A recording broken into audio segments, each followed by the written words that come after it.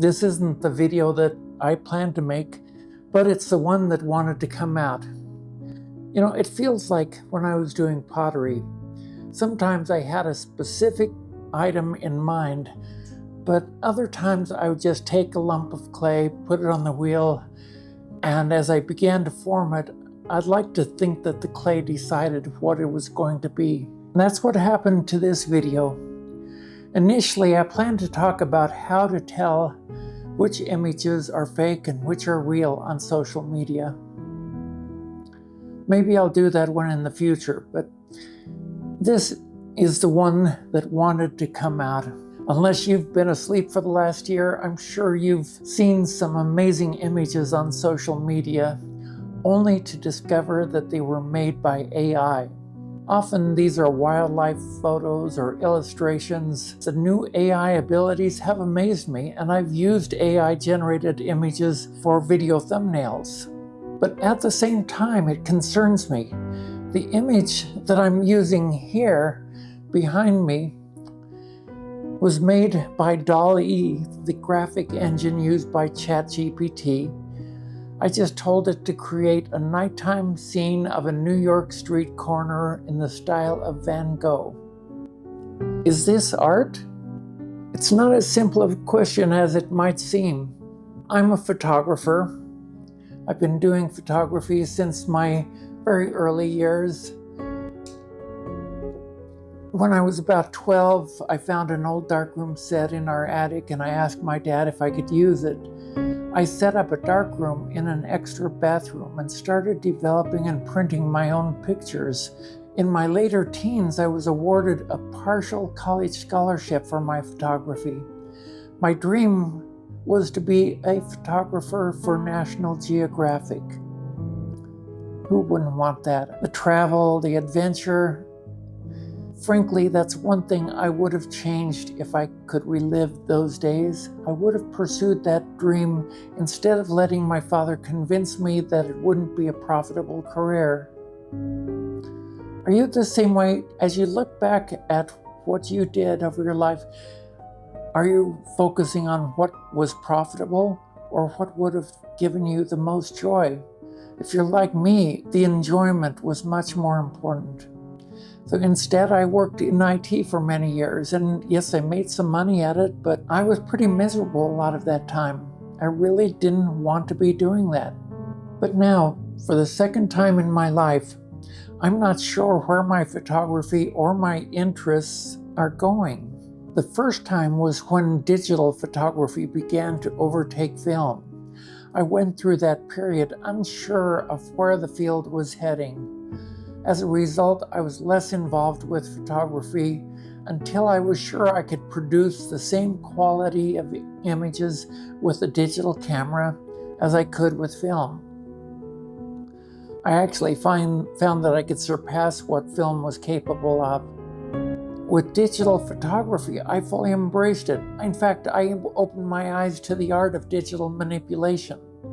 Let me explain this just a bit. All photography is a representation of real life. Say, for example, you're enjoying a beautiful sunset. It's all around you. You see the colors in the sky. You feel the last rays of sun on your face. You smell the air. You hear the sounds. You want to capture the emotion of that beautiful moment. So you take a picture or two. It's a nice picture, and you can share it on social media so your friends can see that you experienced a beautiful sunset. But does it really express the feeling of that moment that you were in? A picture, even a beautiful one, is just a two-dimensional representation of that moment in time. It doesn't convey the whole story of the scene. How many times have you taken a photo of a beautiful scene only to be frustrated that it didn't replicate the experience you had? That's when I became fascinated in digital art. Using a photo and then using Photoshop or other tools to better express the emotion of that scene. I'm very familiar with Photoshop. I use it frequently, and I'm very candid about it. I'm not new to the world of art. I've done paintings, and for several years I was serious about pottery, even having my own studio and business. But along with awards that I've received for my photography work, I'm honored to be represented by Artlifting, an organization that on their website states, "We champion artists impacted by disabilities and housing insecurity." My artist statement that was written by them reads as follows. In her photography, Alicia's goal is to record a feeling rather than focusing on a single moment. She hopes to take the images she captures and edit and enhance their qualities to exude a certain emotion. She explains, often a daytime image becomes night, or elements are added or removed until I feel I've been successful at expressing the feeling. In addition to manipulating the camera, lenses, and lighting, she edits the images using a graphics tablet connected to her computer that lets her paint into the image with colors, lighten, darken, and add shapes as one would with a brush or colored pencils they created. It was very nice. I'm inspired by Ansel Adams, who photographed these same scenes, working magic in the darkroom, as I now do in Photoshop, to create art. But my point is that altering photographic images is nothing new. Ansel Adams and many photographers did it with their darkroom work. And with every new technology, there's been resistance from artists worried about what it will do to their art. In fact, Vincent van Gogh saw photography as a threat to true art. I always think photographs abominable, and I don't like to have them around. And many classical artists would have been put off by Van Gogh's modern art. So with technology, we get new ways of creating images. Just as photography and digital photography did not disappear, AI won't either. It will impact what we perceive as art. Does that mean that AI can create art? And if it is art, who is the artist? Is the human who manipulated the AI tool the artist, since the creation was conceived based on something that they had in their mind? AI art has been criticized because it doesn't grow out of a vacuum.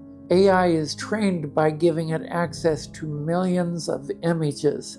About a year and a half ago, there was a legal case by Getty Images against Stable Diffusion, a major AI graphics tool, because some of the generated images included bits of the Getty watermark, proving that it had been trained on Getty Images. Does that disqualify AI? Humans didn't develop artistic skills in a vacuum either. We studied hundreds or thousands of artists before us before developing our own style. Looking now at some of my images that I've done in Photoshop, these images were made entirely by me. All of that was extensive work that I did on the image. But now there's a movement of photographers and artists against Adobe, since Adobe's new generative AI tool is trained on a vast database of artistic images without compensating the artists that created those stock images. In particular, Adobe has their own massive stock library that they're supposed to pay their artists for when they use one of the photos. They don't pay their artists of their stock images when they use it just as a training tool for their AI. Generative AI tool of Adobe Photoshop is very powerful, allowing you to add any item to an image. At what point does the work of the artist who incorporates AI-generated elements cease to be art? I have a son who's an artist and a graphic designer. He and I have had some long chats about the future of art and artists in light of all these AI advances. The fact is, AI is not going away. It's one of the most significant technological advances we've seen so far.